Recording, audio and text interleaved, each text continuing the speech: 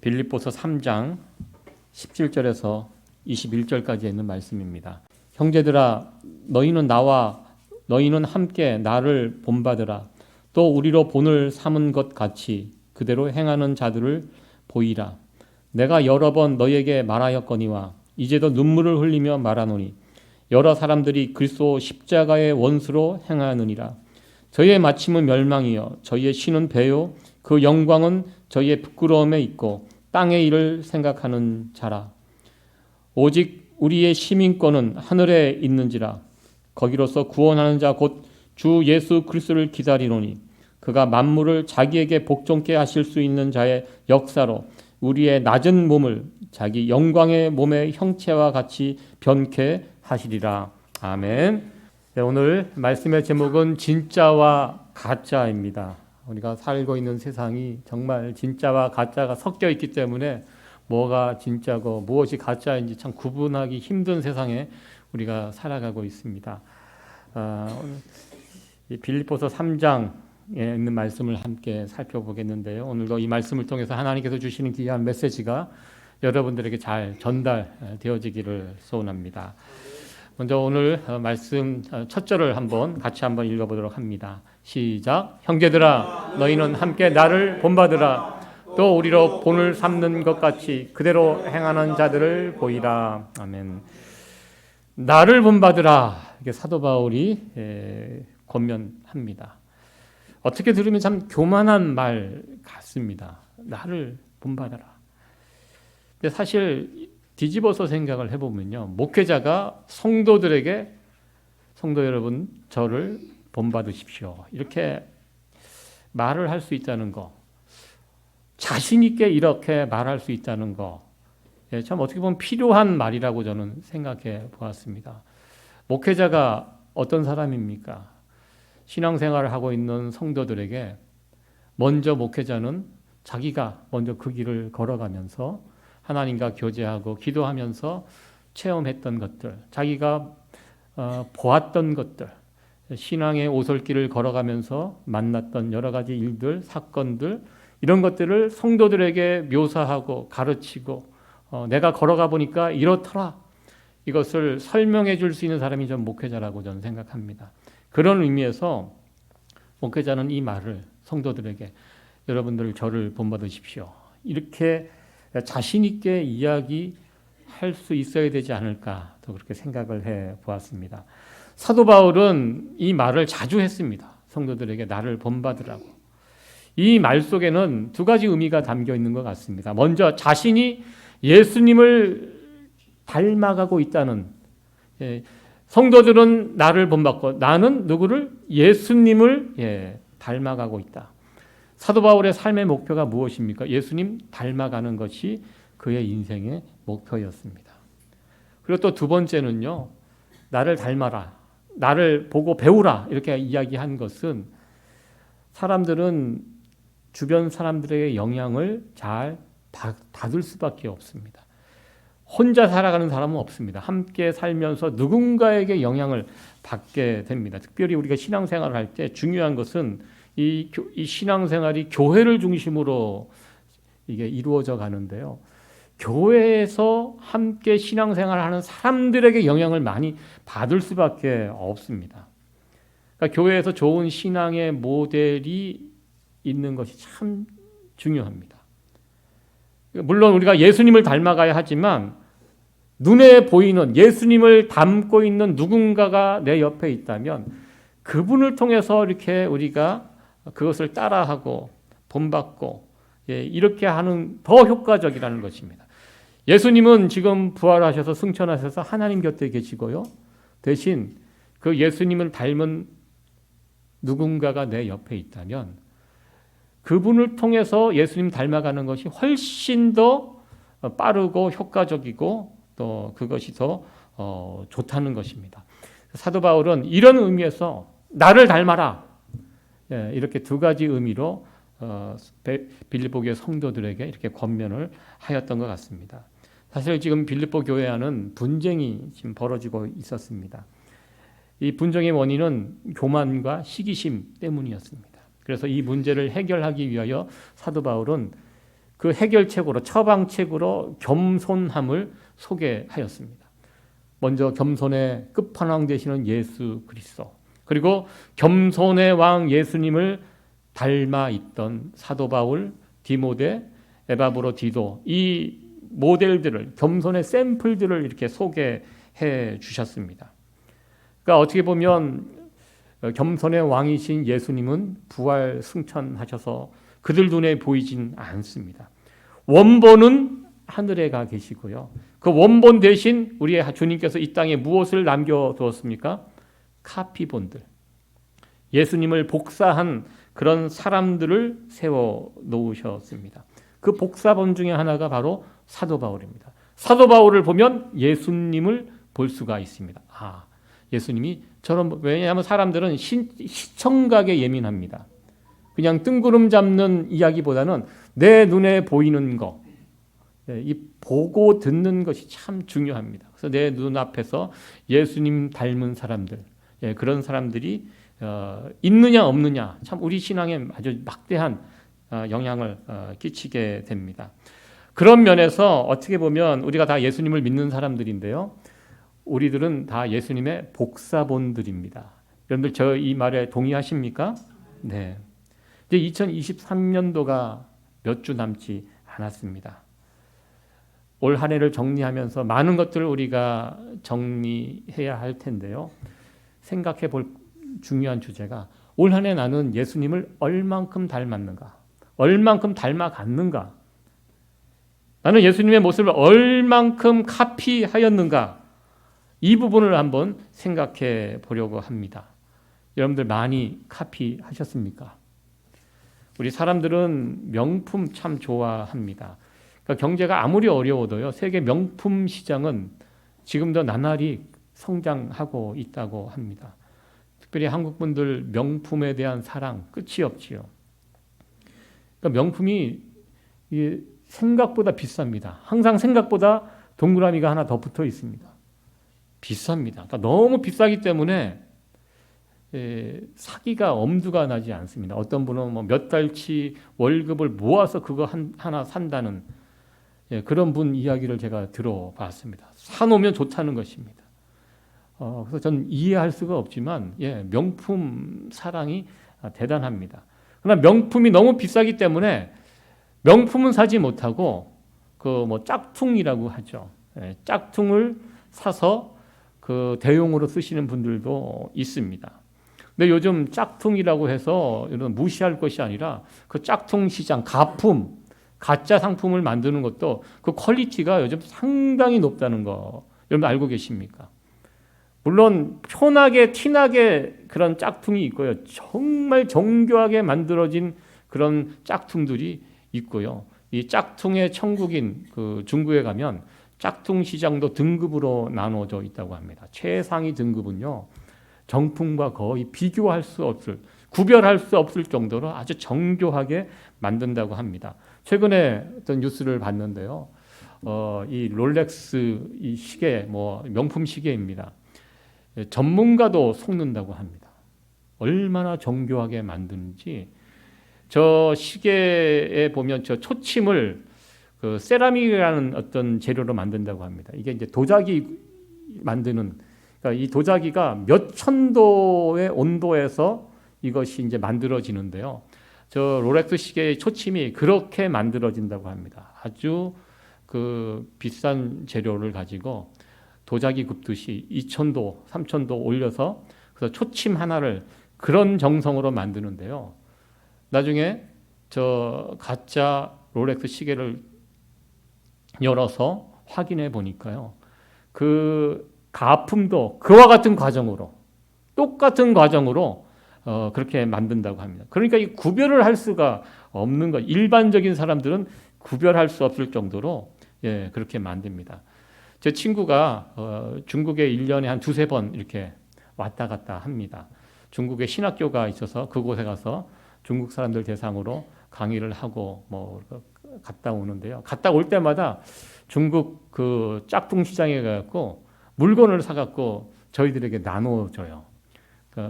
보통 남자들은 시계 같은 거 사옵니다. 그때 제가 한 사갖고 받은 매년 1년에 한 번씩 만나면 선물을 주겠다고 자기 방으로 데리고 가서 고르라고 합니다. 그러면 가서 이 중국 그 공장에서 만든 짝퉁 시계를 제가 이렇게 한 5개 정도 받았던 것 같아요. 예, 그래서 기분 좋게 이제 그 상표를 보니까 저는 처음 보는 상표들이에요. 이게 뭔지를 모르겠어요. 그래서 찾아보니까 막 한 20만 불, 30만 불짜리 하는 뭐 그런 시계. 굉장하더라고요. 예, 그쪽 세계가. 그래서 제가 한 5개 정도 받아갖고 다니다가 지난번에 한국 가갖고 제 동생에게 하나 주고, 예, 어떤 시계는 초침이 막 떨어지고, 예, 한 1년 정도 되면 또 안 가고, 대부분 다 이제 멈춰버렸는데, 지금 제가 오늘 차고 나온 이 시계, 비슷하지 않습니까, 여러분들? 예, 이게 롤렉스 가품 시계입니다. 그러니까 롤렉스라는 그 상표는 띄었어요. 근데 그때 제가 받을 때 기분 좋게 받았는데, 지금 5년 넘었거든요. 아직도 잘 가고 있습니다. 이게 아주 비싼 가품은 아니지만 어느 정도 수준 있는 가품 시계를 제가 이게 차고 지금 다니고 있는데요. 재미삼아 그렇게 차고 다닙니다. 제가 이 시간 말씀드리고 싶은 것은 이렇게 뭐 가짜 상품 이거 만드는 거 이거 칭찬하고 이런 의미가 아닙니다. 이 가짜 이게 정품이 아닌 카피한 것인데도 이 정도로 지금 요즘 정교하게 만들어서 사용하고 있는데요. 어떻게 보면 우리가 예수님의 카피본들 아닙니까? 우리가 예수님을 복사하는 사람들인데 기왕이면 어설프게 금방 어그러지는 이런 수준이 아니라 정말 예수님을 닮아가는 수준이 높아지는, 질이 좋아지는 이 정도로 카피해낼 수 있는 저와 여러분들이 되었으면 참 좋겠습니다. 그래서 사람들이 봤을 때 저분은 진짜야. 진짜 예수님 믿는 사람이야. 저분은 진짜 같아. 이런 평가와 인정을 받을 수 있는 그런 성도 여러분들 되어지기를 간절히 축원합니다. 우리 모두는 사도 바울 하면 진짜 예수님 닮은 사람으로 우리는 인정합니다. 이 땅에서 예수님만큼 예수님 가장 닮은 사람이 누구인가 찾으면 이 사도 바울입니다. 성경에 나와 있는. 그러나 사도 바울이 사역했을 그 당시에는 사도 바울이 진짜인지 아니면 다른 사람이 진짜인지 누가 가짜인지 이것을 구별하는 것이 쉽지 않았던 것 같습니다. 진짜와 가짜 구별하는 거, 이거 언제나 쉽지 않습니다. 제가 명품과 가품, 진짜, 제가 언젠가 그런 말씀을 드렸죠. 명품 가방, 가짜 가방, 어떻게 구별할 수 있는가? 비 오는 날, 그 산 사람은 알잖아요. 진짜 명품은 비가 와도 그 가방을 가슴에 품고 뛴다고 합니다. 그러나 가짜 가방은 머리에 쓰고 그걸로 가짜와 진짜를 구별할 수 있다고 하는데요. 이 가짜와 진짜 본인만 알아요. 근데 주변 사람들은 찾기가 참 쉽지 않습니다. 여러분들은 진짜와 가짜를 잘 구별하실 수 있으십니까? 왜 그렇게 요즘 사기꾼이 많습니까? 이거 잘 구별하지 못하기 때문입니다. 사람을 잘 못 봅니다. 저는 나름대로 사람을 잘 본다고 생각했지만 아니더라고요. 제 친한 친구가 저에게 여러 번 해준 이야기가 있습니다. 정 목사 정말 사람 못 본다. 제가 한두 번 들은 게 아니라 여러 번 들었습니다. 무슨 뜻입니까? 제가 사람을 잘 못 본다는 이야기입니다. 그래서 제 인생을 이렇게 돌아보면 정말 이게 사람에게 속아 넘어간 적이 참 많이 있었던 뭐 큰 사건은 없지만 자잘한 뭐 어디 가서 물건을 제가 귀가 얇아갖고요 금방 사요. 누가 막 이야기하면 정말 좋은 줄 알고 사고 그래서 학교 다닐 때는 읽지 않는 그런 백과사전 같은 거 집에 막 사놓고 학교에 막 책 팔러 오는 분들이 있거든요.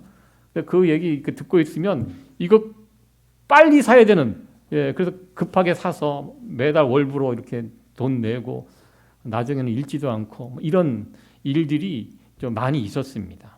그러니까 저는 이렇게 보면 사람을 볼 때 좋은 모습만 봐요. 좋은 모습만 보이고 저의 부족한 것 중에 하나가 그런 부분이 아닌가. 그러니까 사람을 참과 거짓 이 구별을 한다는 것이 참 쉽지 않다는 것을 깨닫게 됩니다. 누가 진짜 예수님 닮은 사람인가? 누가 참된 목회자인가? 이 문제 때문에 빌립보 교회 안에서도 문제가 있었던 것 같습니다. 논쟁이 있었던 것 같습니다.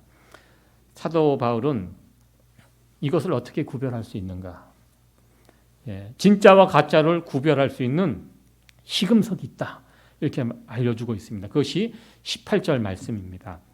우리 18절 말씀 같이 한번 읽어보도록 합니다. 시작. 여러분 너희에게 말하였거니와 이제도 눈물을 흘리며 말하노니 여러 사람들이 그리스도의 십자가의 원수로 행하느니라. 아멘. 진짜와 가짜를 구별할 수 있는 것이 무엇인가? 그 시금석이 바로 십자가라는 것입니다. 여기 보면 십자가의 원수라는, 십자가의 원수로 행하는 자들은 가짜이죠. 십자가를 붙드는 사람은 진짜입니다. 십자가를 부정하는 사람들, 이 십자가의 원수들입니다. 특별히 예수님을 믿는 사람들 가운데도 십자가의 원수로 행하는 자들이 있다는 그런 이야기입니다. 십자가를 부정하는 거 먼저 생각나는 사람이 있습니다. 예수님의 가장 가까운 수제자 베드로. 마태복음 16장에 가면 예수님께서, 이 16장이 굉장히 중요한 장입니다. 예수님께서 제자들에게 세상 사람들이 나를 누구라 하느냐 질문하시고 마지막에 가서 제자들에게도 똑같은 질문을 합니다. 너희들은 나를 누구라 생각하느냐? 이 질문에 베드로가 저는 그리스도시요 살아계신 하나님의 아들입니다. 정답을 이야기합니다. 예수님께서 그 대답을 듣고 너무 기뻐하셨습니다. 예수님을 어떻게 생각하느냐? 주는 그리스도시요 이 세상을 구원할 메시아시요 하나님의 살아계신 하나님의 아들입니다. 정확한 고백입니다. 여러분들 예수님께서 베드로의 그 고백 위에 교회를 세우시겠다고 말씀을 하셨습니다. 교회가 어떤 것입니까? 베드로의 이 고백을 한 예수님을 나의 하나님으로, 나의 메시아로 믿고 예수님을 하나님의 아들로 믿고 모인 곳이 교회입니다. 이 귀한 고백을 하고 예수님은 그 위에 교회, 나의 교회를 세우시겠다고 약속해 주셨습니다. 그리고 나서 우리는 거기까지가 중요한 이야기인 줄 아는데요. 사실 진짜 중요한 얘기는 그 다음에 있습니다. 예수님께서 그 이야기를 하신 다음에 바로 이어서 처음으로 제자들에게 주신 말씀이 십자가에 관련된 이야기를 처음으로 예수님께서 주셨습니다. 이제 내가 예루살렘에 들어가서 십자가를 지게 될 것이다. 고난을 당하고 죽게 될 것이다. 그리고 3일 만에 부활하고, 이 과정들을 십자가를 처음으로 제자들에게 밝혀주셨습니다. 굉장히 중요한 타임이거든요. 그런데 이 이야기를 듣고 베드로가 어떻게 했습니까? 주여 그리 마옵소서. 십자가 안 됩니다. 지금 십자가의 원수와 같은 행동을 베드로가 했고요. 그러자 예수님은 바로 조금 전까지 칭찬했는데요. 무한하게 사탄아 내 뒤로 물러가라. 이렇게 주님께서 책망하셨어요. 아주 강하게 말씀하셨습니다. 십자가를 부정하는 것이 십자가의 원수입니다. 십자가의 원수. 십자가가 무엇이죠? 여러분들 십자가의 의미가 무엇입니까? 죽음입니다. 죽는 것입니다. 내가 죽는 것입니다. 내가 죽으면 어떤 일이 벌어집니까? 내가 죽을 때 내 옆에 있는 사람이 그것 때문에 살아납니다. 이게 십자가의 원리입니다. 예수님 그 이야기를 하셨습니다. 하나님 나라의 원리는 십자가의 원리입니다. 그런데 세상의 원리는 무엇입니까? 내가 사는 것입니다. 내가 사는 것에 머물러 있는 것이 아니라 내가 살기 위해서 또 어떻게 합니까? 내 주변을 죽이는 것이 이 세상의 원리입니다. 십자가의 원리는 무엇? 내가 죽음으로 내 옆에 있는 사람들을 살리고 행복하게 하는 것이 이 십자가의 원리고요. 세상의 원리는 내가 살고 내가 살기 위해서 같이 사는 게 아니라 내 옆에 있는 사람들을 죽이는 거, 쓰러뜨리는 거, 무너뜨리는 거, 이걸로 내가 사는 거, 이것이 세상의 원리입니다. 여러분들 미국도 그렇고 한국도 그렇고 선거철만 되면 시끄럽습니다. 왜 시끄럽습니까? 상대방의 약점, 그런 부분들, 부정적인 것들을 사람들에게 막 알려주기 위해서, 상대방을 쓰러뜨리기 위해서 온갖 그런 뉴스들이 난무합니다. 시끄럽습니다. 그래서 사람들이 어떻게 아유 빨리 끝나라. 빨리 선거 끝났으면 좋겠다. 너무 세상이 시끄럽다. 왜? 세상의 선거 사람을 뽑을 때요. 어떤 사람이 잘하고 긍정적인 것을 보고 뽑는 것이 아니라 저 사람이 이것 때문에 문제 다 쓰러뜨리고 그리고 이 네거티브 전략이요. 굉장히 효과적입니다. 미국도 그렇고 한국도 그렇고 세계에 선거하는 모든 나라가 이 네거티브가 나쁘다는 걸 알지만 그걸 놓지 못하는 이유가 너무 효과적이기 때문에 내가 살기 위해서는 상대방을 쓰러뜨려야지 이 방법이 가장 빠르고 효과적이기 때문에 이것을 계속 쓰는 것입니다. 그러니까 세상이 시끄럽습니다.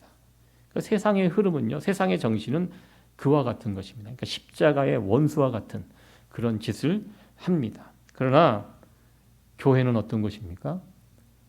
교회, 하나님 나라는 십자가의 정신이 살아있는 것이 교회이고 하나님의 나라입니다.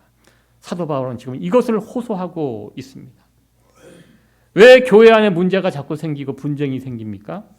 교회가 자꾸 세상의 논리에 이끌려가기 때문에 교회가 우리가 섬기는 가정과 직장에 십자가의 정신이 살아있으면 여러분들 십자가라는 것이요. 내가 죽는다고 해서 손해본다, 억울하다, 분하다 이게 아닙니다.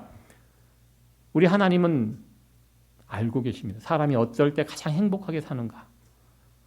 내가 내려놓고 손해보고 섬기고 할 때 주변이 살아날 때 이때가 가장 사람이 가장 행복을 느낄 때가 그때라는 것을 우리 주님은 알고 계시기 때문에 이것이 우리 하나님께서 세상을 살리는 방법이거든요. 십자가로 살리셨거든요. 말씀으로 천지를 창조하신 하나님께서 뭐가 부족해서 십자가에 달려 죽으십니까? 말씀으로 그냥 죄 용서하시고 말씀으로 다 정리하시면 될 뿐이 왜 그 힘든 십자가에 스스로 달려 죽으십니까? 이 방법밖에 없기 때문에 세상을 살리는 방법은 이 방법 외에는 없다는 것을 우리 하나님께서 아셨기 때문에 이것을 해야 살기 때문에 모두가 다 행복해질 수 있기 때문에 세상의 원리 남 다 죽이고 나 행복해지면요 그 사람 진정한 행복을 누릴 수 있습니까? 아닙니다. 지금 미국에서 가장 큰 문제가요. 지금 약물 중독이라고 합니다.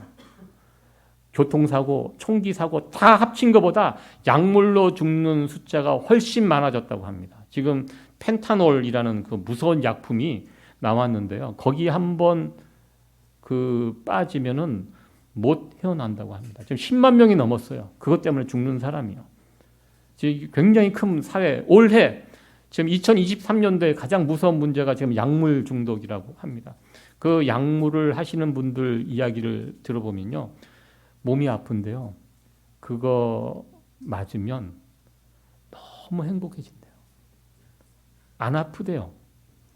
통증 있는 분들 아마 실감하실 거예요. 몸에 어떤 이렇게 통증 때문에 밤에 잠 못 주무시는 분들 있잖아요. 그런데 그 통증이 싹 순식간에 사라지면 정말 세상 살 맛이 난대요. 그래서 그것을 사실 그게 말기 암 환자 치료제로 나온 것입니다. 마지막 죽을 때 그 고통 때문에 몸부림치잖아요. 그때 그것을 약을 주입하면 고통 없이 가는 느끼지 못하고 그런 치료제로 나왔는데 이것이 지금 시중에 풀리고 또 중국에서 또 이상하게 만들어갖고 그냥 뿌려갖고 여기 한번 손을 대니까요. 사람이 연약하면 이겨내지를 못합니다. 그러니까 당장은 살 것 같아요. 그거 맞으면 지금 당장은 행복해져요. 그러나 결국 어떻게 됩니까? 자기를 죽는 길로 끌고 가는 것이 바로 그것입니다. 여러분들 세상의 원리가 그렇지 않습니까? 당장은 나 혼자 살면 될 것 같아요. 다 죽이면 나 혼자 살면 괜찮을 것 같아요. 그러나 조금 지나면 결국 그것도 본인을 죽이는 일입니다. 우리 하나님은 이것을 너무나 정확하게 아셨기 때문에 세상을 어떻게 살릴 수 있는가? 그것은 십자가 외에는 없다. 내가 죽고 내가 손해보고 희생함으로써 내 주변을 살아나게 하는 이 방법, 십자가 외에는 세상을 살릴 길이 없다는 것을 우리 주님께서 우리 하나님께서 아시고 그 방법으로 이 세상을 구원해 주셨습니다. 그러니까 십자가가 있는 곳에는요, 진정한 기쁨과 행복이 있습니다. 만족이 있습니다. 십자가를 진 사람이요, 나만 손해보고 억울하고 이거 아닙니다. 십자가를 짊어진 그 사람에게도 하나님께서 기쁨과 은혜와 평강을 허락해 주십니다. 넉넉히 감당할 수 있도록 정말 참된 행복을 그 안에서 얻을 수 있다는 것입니다. 사도 바울은 이것을 알았기 때문에 지금 눈물로 호소하고 있습니다. 지금 너희들 뭐가 진짜인지 가짜인지, 저 껍데기 좋은 저 사도 바울 대척점에 서 있는 사람들, 율법주의자들, 할례주의자들, 말은 그럴듯하고 예수에 관해서 이야기하고 십자가에 관해서 이야기하지만 정작 그들이 정말 십자가를 지는 행동을 하고 있는지 한번 분별해봐라. 지금 사도 바울이 이렇게 이야기하고 있습니다. 십자가의 원수들은 어떻게 살아갑니까? 19절 말씀에서 우리에게 알려주고 있습니다. 십자가의 원수들은 어떻게 행동하는가? 19절 있는 말씀 같이 한번 읽어보도록 합니다. 시작. 저희의 마침은 멸망이요 저희의 신은 배요 그 영광은 저희의 부끄러움에 있고 땅의 일을 생각하는지라. 십자가의 원수들은요 어떻게 살아가는가? 저희의 신은 배요라고 이야기합니다. 저희의 신, 저희가 섬기는 하나님, 우리는 하나님을 섬깁니다. 근데 저들이 섬기는 하나님이 무엇입니까? 배라고 이야기합니다. 배. 우리가 먹는 거, 마시는 거 다 이 배를 위함입니다. 배는 사람의 욕심, 욕망을 뜻합니다. 그러니까 저들은 하나님을 섬기는 것이 아니라 자신의 욕심, 욕망을 하나님처럼 섬긴다는 것입니다. 말은 하나님 섬긴다고 하지만 결국 알아보면 자기 욕심에 따라서 이렇게 살면, 자기 배만 위하며 살면 어떻게 됩니까? 십자가의 원수가 되는 것입니다.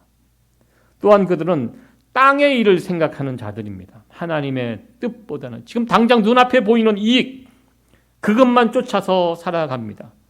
내 눈앞에 있는 이익만 쫓아가다 보면, 땅의 것들만 쫓아가다 보면 어떻게 됩니까? 십자가의 원수의 자리에 서게 된다는 것입니다.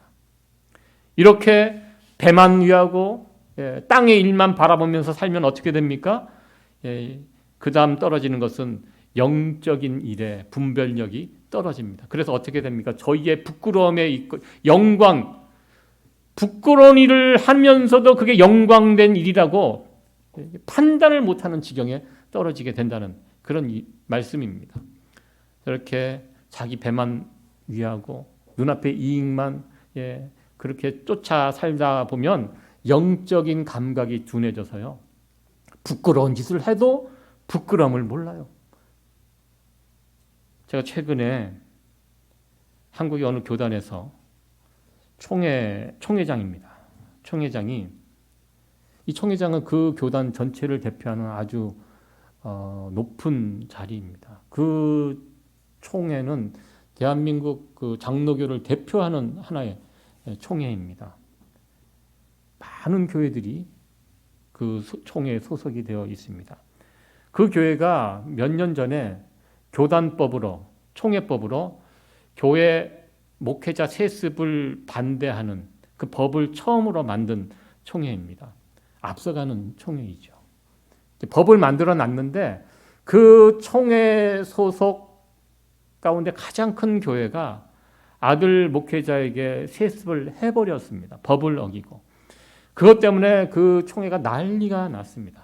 젊은 목사님들이 막 들고 일어나고 어떻게 이럴 수가 있느냐 그러면서 했지만 결국 그 교회는 아들 목사님에게 세습이 되었습니다.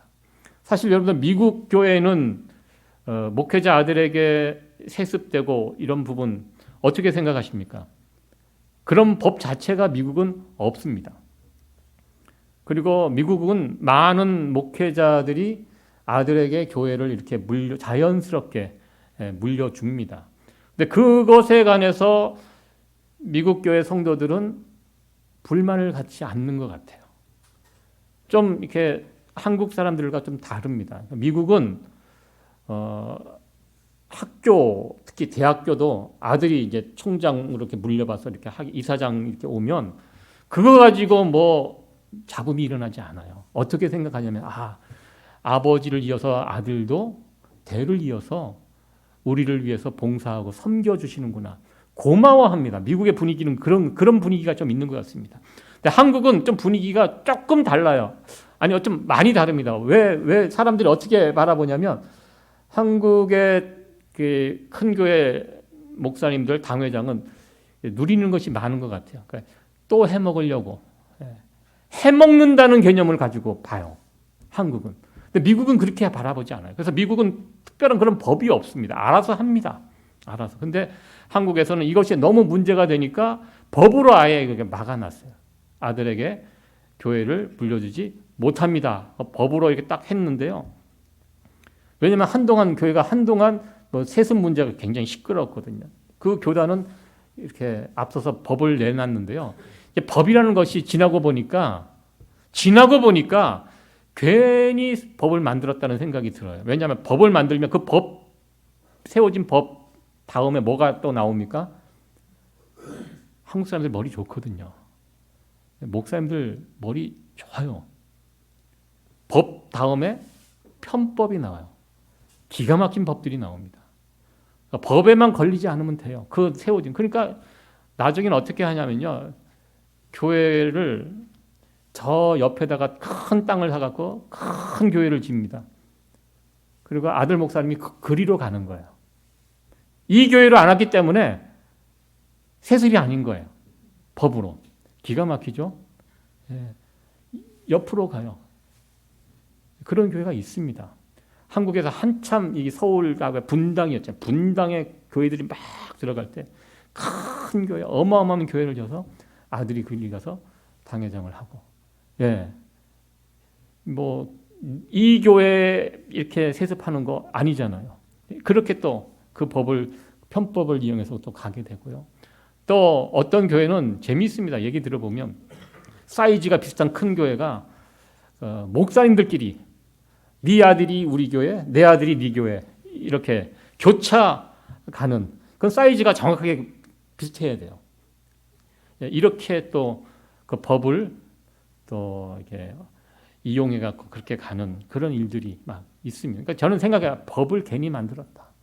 법을 만드니까 그것을 편법을 이용해서 더 이상한 짓들을 하고 있구나. 그런 안타까운 생각이 들었습니다.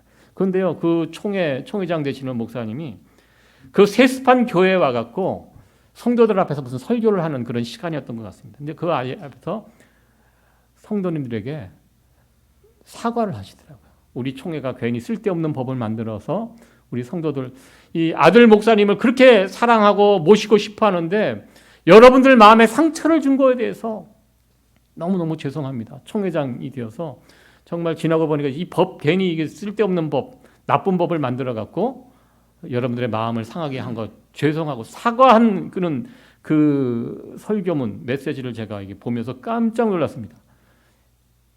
야, 어떻게 저런 말을 저렇게 할 수가 있을까? 정말 부끄러움을 모르는구나. 그냥 솔직하게 법을 어겨서 욕심이 나서 어겼습니다. 죄송합니다. 이렇게 하고 그냥 넘어가면 될 때 끝까지 자기들은 잘못한 것이 없다고. 그 앞에서 법을 만들었던 그 사람들이 오히려 이번에 그 앞에 가서 머리를 조아리고 죄송하다고 사과하고 이런 모습을 보면서 오늘 주신 말씀처럼 영적 감각이 떨어지면요. 부끄러운 짓을 하면서 그것이 영광된 일로 안다는 것입니다. 왜 그들이 그렇게 됩니까? 자기 욕심에 따라 살기 때문에. 눈앞에 보이는 이익을 쫓아서 살다 보니까요. 어느새 내가 십자가의 원수의 자리에 가 있는 거예요. 나 십자가의 원수가 돼야지 누가 처음부터 이러고 살겠습니까? 세상에 눈앞에 보이는 이익만 쫓아다니고 하나님의 높은 뜻은 내버려두고 내 자신의 욕망과 욕심을 채우기 위해서 급급하게 살다 보면 어느새 내가 서 있는 자리가 십자가의 원수의 자리에 서 있게 된다는 것입니다. 제가 그걸 보면서 깜짝 놀랐습니다. 야, 저 훌륭하신 목사님이 저렇게 될 수도 있는구나. 영적으로 저렇게 감각이 떨어질 수도 있구나. 왜? 십자가에서 떨어지면 누구나 다 그렇게 될 수밖에 없다는 것입니다. 이런 자들의 미래가 어떻게 됩니까? 십자가의 원수로 살아가는 자들이 어떻게 됩니까? 주신 말씀은 무서운 말씀입니다. 저희의 마침은 멸망이라고 우리 주님께서 말씀하십니다. 심판을 받게 됩니다. 그 미래가 비참하다는 것입니다. 십자가의 원수로 살면서 내 목 챙기고 승승장구하는 것 같지만 결국 그 결과는 비참입니다. 잘못된 신앙인의 모습이 결말이 이와 같다는 것입니다. 그렇다면 십자가를 든든히 붙잡고 살아가는 신앙인의 모습은 어떠합니까?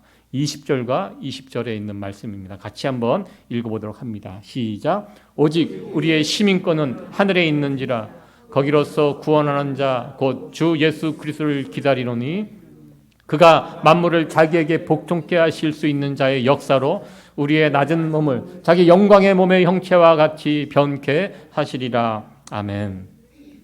십자가를 붙들고 살아가는 자들은요, 언제나 우리 나를 구원하실 예수님을 기다리며 바라보며 살아갑니다.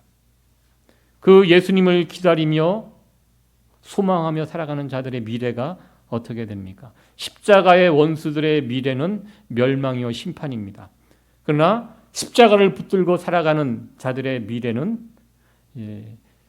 자기 역사로 우리의 낮은 몸을 자기 영광의 몸의 형체와 같게 변케 하시리라. 좀 어려운 말을 쓰고 있는데요.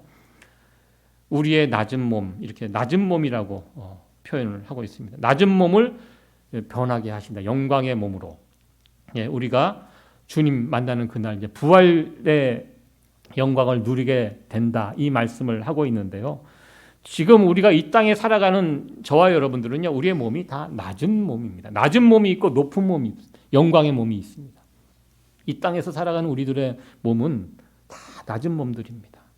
그러니까 몸이 낮고 수준이 떨어지기 때문에 연약합니다. 유혹이 오면 넘어갑니다. 죄도 범합니다. 왜? 낮기 때문에. 질병이 생기면 그 질병 때문에 또 고통을 당하기도 합니다. 이래서 오늘 성경에 우리 몸을 낮은 몸이라고 이렇게 표현을 했습니다. 그러나 우리를 구원하시는 예수님께서 오시면 우리의 낮은 몸이 달라집니다. 영광의 몸으로 온전하게 된 그날이 오게 된다는 것입니다. 십자가를 붙들고 살아가는 자들에게 이 은혜가 있다는 것입니다. 20절에 있는 말씀이 결론입니다. 우리의 시민권이 하늘에 있다. 여러분들 우리의 시민권이 다 한국 시민권, 미국 시민권 갖고 있는데요. 우리가 영혼을 살아가는 존재들, 여러분들 우리가 영혼을 살아가는 존재들인데요. 이 땅에서 한 100년 남짓 살아갑니다. 이 땅의 삶은 잠깐 머물러 있는 삶이고요. 거소증에 불과합니다. 우리가 가지고 있는 시민권은. 그러나 진짜 우리의 시민권은 하늘에 있습니다. 우리의 시민권이 하늘에 있기 때문에 하늘에 있는 사람처럼 어떻게 살아가야 합니까? 자기 배만 위하고 욕심만 땅의 것들만 생각하고 살아가는 자들과는 다르게 살아가야 한다는 그런 말씀입니다. 우리가 십자가의 원수가 아닌 우리는 십자가를 붙들고 주님을 바라보며 살아가는 그런 하나님 나라의 백성들이라는 사실을 말씀을 통해서 다시 한번 우리에게 권면하고 있습니다. 우리의 몸이 낮습니다. 그래서 자꾸 세상의 유혹들이 다가옵니다. 우리를 넘어뜨리려고 하는 일들이 자꾸 생깁니다. 그러나 우리가 별 생각 없이 그런 유혹에 넘어가고 세상의 일에 끌려다니다 보면 우리도 베드로처럼 어느새 십자가의 원수의 자리에 서 있을 수 있습니다. 그렇기 때문에 우리가 항상 깨어 근신하고 기도해야 할 이유가 여기에 있습니다. 그리고 특별히 우리는 십자가를 붙들며 살아가는 자들이 되어야 합니다. 우리가 예수님 닮고 싶습니다. 우리가 늘 기도하고 소원하는데요. 예수님 닮고 싶다면 무엇을 해야 합니까? 십자가를 붙드셔야 합니다. 하나님을 믿는다고 하는 사람들 가운데도 가짜가 섞여 있습니다. 진짜와 가짜가 섞여 있는데요. 십자가의 원수들은 다 가짜들입니다. 진짜가 무엇입니까? 진짜는 그 안에 십자가가 있습니다. 십자가의 정신이 살아 있습니다. 말씀을 정리하도록 하겠습니다. 여러분들 올 한 해 예수님 닮으려고 많이 노력하셨는데요. 얼만큼 많이 닮으셨습니까? 예수님을 닮아가는 사람은요, 십자가를 붙드는 사람입니다. 가짜와 진짜의 구분이 바로 이 십자가를 통해서 나타나게 됩니다. 나 진짜 예수님 닮고 싶다면 여러분들 십자가를 붙드시기 바랍니다. 나는 십자가를 그냥 말로만 이야기하는 사람인가? 아니면 십자가의 정신을 가지고 진짜 행동하며 살아가는 사람인가? 나 살기 위해서 주변 사람들 힘들게 하고 그렇게 살고 있는지, 아니면 내 주변에 있는 사람들을 행복하기 위해서 나를 양보하고 희생하고 내려놓고 이 십자가의 길을 걸어가고 있는 사람인지, 우리의 모습들을 돌아볼 수 있는 이 시간이 됐으면 좋겠습니다. 십자가를 붙들면 우리는 결국 하나님 나라의 시민으로서 이 부활의 영광에 참여하게 될 것이고요. 십자가의 원수의 길을 계속 걸어가게 되면 그 사람의 결국은 심판과 멸망입니다. 한 해를 정리하는 시간입니다. 예수님을 닮고 싶은 이런 간절한 소망이 가득한 12월 한 달이 되어지기를 원합니다. 그래서 십자가의 원수가 아닌, 다시 한번 이 십자가를 굳게 붙들고 일어설 수 있는 우리 성도 여러분들 되어지기를 간절히 축원합니다. 아멘.